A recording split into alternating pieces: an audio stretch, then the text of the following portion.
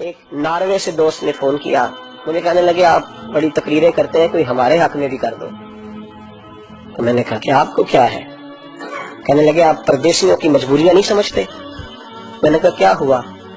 کہنے لگے حضرت جی شکوہ ہے کہ ہمارے اپنے ہمیں جب بھی فون کرتے ہیں وہ یہ نہیں پوچھتے کہ شام کا کھانا کھایا ہے کہ نہیں کھایا، وہ کہتے ہیں شادی آ گئی ہے تو جلدی کرو، پیسے بھیج دو، فٹافٹ کرو۔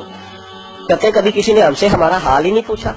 ایک بزرگ کہنے لگے کہ 22-23 سال دیے ہیں پردیس کو، تو اپنی ہی بیوی کو فون کیا ہے کہ اب نہیں ہوتا، گھٹنوں میں درد رہتا ہے، کمر کمزور ہو گئی ہے، اب میرا دل کرتا ہے گھر آؤں اور میں اپنے گھر میں بیٹھ کے بچوں کے بیچ بیٹھ کے روٹی کھاؤں، اعصاب کمزور ہو گئے ہیں، دل کی دھڑکن تیز رہتی، پتہ نہیں کب وقت آ جائے۔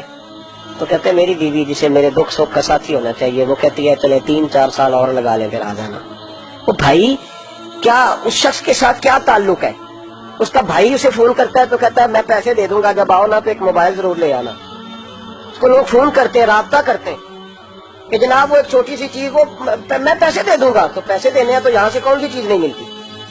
صرف فرمائشیں، لوگوں کے ساتھ تعلق صرف جیب کا، رشتہ صرف جو ہے وہ تعلق صرف اس چیز کا کہ وہ آدمی ایک ATM مشین ہے تو فٹافٹ کارڈ ڈالو تاکہ آپ کے حصے کے پیسے نکل آئیں۔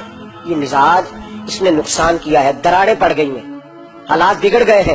میرے نبی کریم سید عالم صلی اللہ تعالی علیہ وسلم نے رشتوں کو جو وقار دیا، امام غزالی رحمۃ اللہ تعالی علیہ نے لکھا ہے مکاشفۃ القلوب میں، فرماتے ہیں کچھ لوگ قیامت کے قریب آئیں گے جن کے نبی پاک صلی اللہ علیہ وسلم نے نشاندہی کی ہے، ان کے پاس کوئی شخص نہ بیٹھے ورنہ اس کا دل کالا ہو جائے گا۔ اور حضور وہ کون سے؟ تو فرمانے لگے نبی پاک نے کچھ لوگ بتائے ہیں، ان کے پاس نہیں بیٹھنا۔ کون سے؟ مصطفیٰ کریم نے فرمایا یحبون الدنیا وینسون الآخرہ، جو دنیا کو سے پیار کرنے لگے اور آخرت کو بھول جائے۔ وہ جو نبی پاک نے فرمایا نا کچھ لوگ آئیں گے جو مال سے تو پیار کریں گے پر اس کے حساب کو بھول جائیں گے، ان سے بچنا۔ جو مکانوں سے تو پیار کریں گے پر اپنی قبروں کو بھول جائیں گے۔ اور فرمایا ان لوگوں سے بھی بچ کے رہنا، ان سے بھی پرہیز کرنا جو لوگ یحبون الخلق وینسون الخالق، جو لوگ مخلوق سے تو پیار کریں گے، بندوں سے بڑا پیار کریں گے لیکن اپنے رب کو بھول جائیں گے، ان لوگوں سے بھی بچنا۔ تعلقات میں خلوص ہوتا ہے، جب کوئی آپ کی غربت سے پیار کرتا ہے تو وہ آپ کا اصل دوست ہوتا ہے۔